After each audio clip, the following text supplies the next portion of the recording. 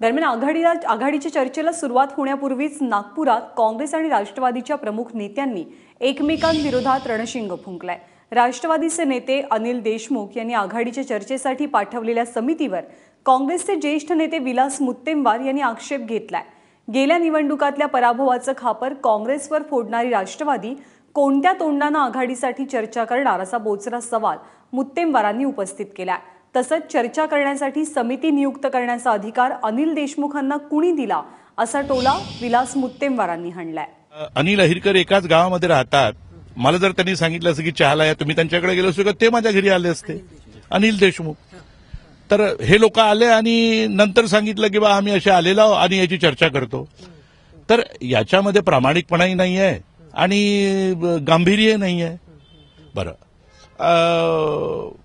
त्यानंतर मी त्यांना सांगितलं की असं झालेलं आहे की मागच्या वेळेला तुमचे राष्ट्रीय नेते प्रफुल्ल पटेल यांनी नागपुरात येऊन असं सांगितलं की बा काँग्रेसमुळे आमचा पराभव झालेला आहे आणि यापुढे इथे आता आम्ही कुठल्याही स्थानिक पातळीवर युती करणार नाही।